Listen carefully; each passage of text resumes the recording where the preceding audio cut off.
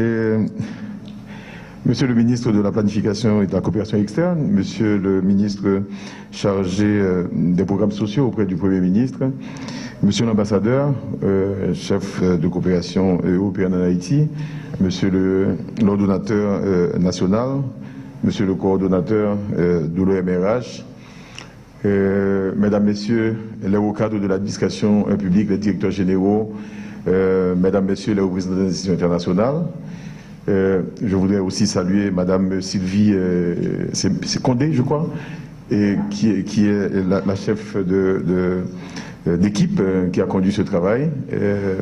En tout cas, chacun en vos grades et qualités.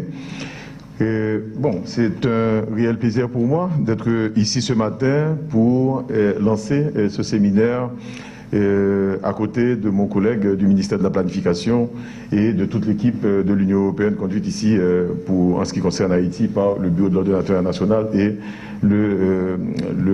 l'ambassadeur de l'Union européenne en Haïti. Le sujet est d'importance, ça a été dit. En fait, il s'agit de parler de la réforme des finances publiques qui constitue une composante majeure, peut-être essentielle, dans la réforme de l'État. Nous nous plaisons à dire que la réforme de l'État, elle est conditionnée à la réforme des finances publiques. Alors, on comprend que le travail qui est celui du ministère de l'économie et des finances ou de tous les ministères qui sont impliqués dans la gestion des finances publiques devient un travail critique dans ce que je peux appeler la reconquête de l'autonomie économique et financière de ce pays. Les derniers propos de l'ambassadeur tout à l'heure m'ont interpellé quand il a expliqué dans ces trois aspects, dans les trois axes de son intervention, il a rappelé la question de la transparence. Et je voudrais justement revenir sur le cadre organisationnel ici, qui est un des éléments majeurs de cette réforme, en tout cas pour laquelle on se réunit ce matin. Au niveau du cadre organisationnel, nous savons qu'il n'est pas neutre des résultats qu'on peut obtenir en matière de croissance économique, en matière de création d'emplois et d'insertion sociale. Et justement, pour conduire cette réforme, on doit regarder l'environnement administratif des politiques publiques. Et cet environnement administratif, on sait qu'il remonte à au moins une trentaine d'années, n'a pas beaucoup évolué et il dilue les responsabilités et il augmente le temps de réaction des administrateurs et des fois il devient agaçant pour les usagers de l'État et qui attendent trop longtemps que les services soient livrés.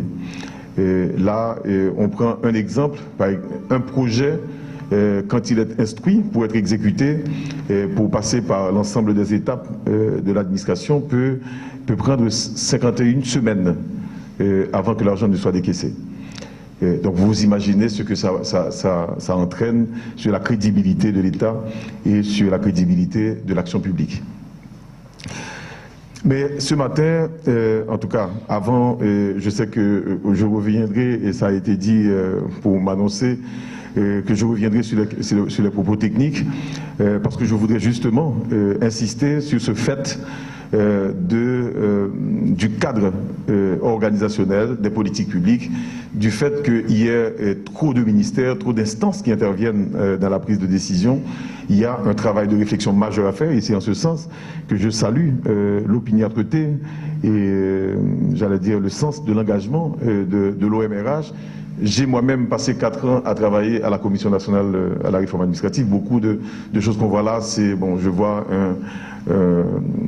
quelqu'un qui travaille avec l'OMRH qui a été cheville ouvrière avec nous au niveau de la Commission nationale à la réforme administrative, là, Monsieur Verdier.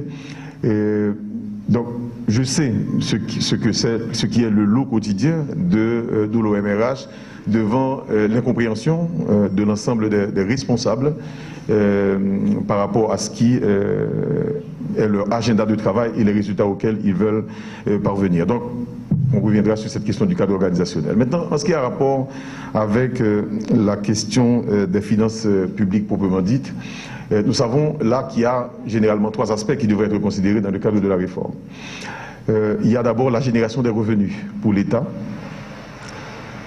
Il y a la gestion de ces revenus et l'exécution des dépenses en rapport aux finances publiques. Et puis il y a l'aspect qui a rapport avec la transparence et la reddition des comptes.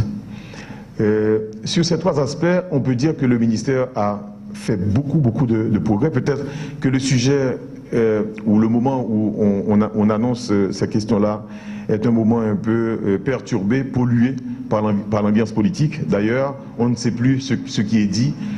J'ai lu sur le journal ce matin un texte où on a dit 4 ans du gouvernement Martelly, 4 ans de faillite. Et pour parler de faillite, ils ont dit que les taux de croissance ont été de 5,5 à 2,1.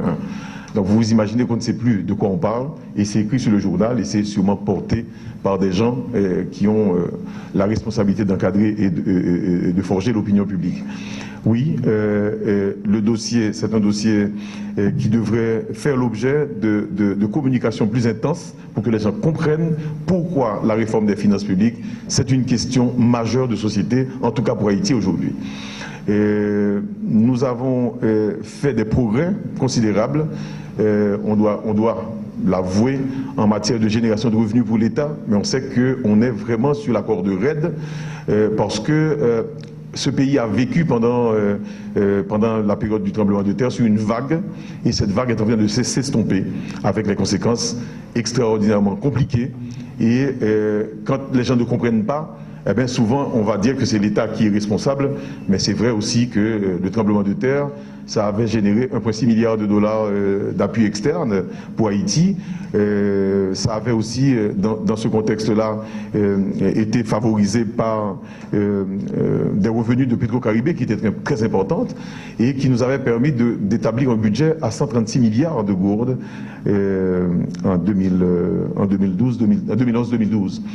Et aujourd'hui, tout le monde sait que le budget est à 122 milliards. Mais dans les 122 milliards, 74% de ce budget, c'est des ressources de l'État. Alors qu'à l'époque, on était à 46%. Et le financement de l'État était à 46% en 2012-2013. Donc il y a des progrès qui sont faits, mais si vous voulez, ce n'est pas suffisant pour compenser les pertes qui sont occasionnées par la réduction des appuis externes dont le pays a bénéficié à l'occasion du tremblement de terre, etc. Donc les réformes donc, pour la génération des revenus au niveau de l'État sont importantes. On pourra revenir sur les détails de ces réformes, mais on peut vous avouer que là, malgré le contexte un peu délétère politique, parce que Haïti c'est comme ça, c'est notre lot, et c'est séculaire, chaque fois qu'il y a de période électorale, il y a des problèmes épouvantables dans ce pays, et on va faire des communications pour perturber, pour confondre. Des fois, ça peut être bien indiqué, mais souvent, c'est de la communication pour polluer l'ambiance et empêcher que les institutions ne puissent travailler. Donc là, on pourra rentrer dans les détails de ce que nous avons fait pour améliorer la performance fiscale et dans la collecte de revenus de l'État. Le deuxième point, c'est en ce qui a rapport avec la gestion des ressources et l'élaboration du budget. Il y a un document qui circule, tout le monde sait que depuis le 20 octobre, un nouveau décret est publié qui organise et structure la manière d'élaborer et d'exécuter les lois des finances dans ce pays. Maintenant, cela implique plus de travail, plus de responsabilité pour les administrations, parce qu'en fait, ça accompagne aussi des outils de nouveaux outils en matière de gestion des finances publiques, la mise en place du compte unique du Trésor, ça a été dit tout à l'heure. Cela implique que les ministères sectoriels doivent renforcer leur capacité dans la conception des projets, dans l'établissement des plans de dépenses, pour permettre à la direction du Trésor de pouvoir prendre des décisions en temps et pour pouvoir réduire les délais dans l'exécution des dépenses. Et je me plais à rappeler un propos qui a été celui d'un cadre du ministère de la Santé publique, qui est le ministère qui réagit le mieux par rapport à ces réformes au niveau du ministère de l'économie et des finances. Et le cadre qui a dit, il est venu avec un dossier, c'est les cadres c'est les cadres du ministère qui me l'ont rapporté. Eh bien, ce monsieur a dit, eh bien, depuis la mise en place du contenu du Trésor, les délais d'exécution des dépenses pour lui ont beaucoup diminué. Mais on sait bien que ça prend du temps pour chacun des autres ministères pour qu'ils comprennent et adhèrent à ce processus. Je reste sur ça parce que je comprends que le montant est compté. Et puis le dernier propos, c'est au niveau de la transparence. Je voudrais quand même rappeler ici que lors de passages précédents au niveau du ministère de l'économie et des finances, on avait pris sur nous, au moment de la conception du budget, de visiter l'ensemble des 10 départements de la République pour discuter du document de budget avec chacun, lui permettre de se l'approprier.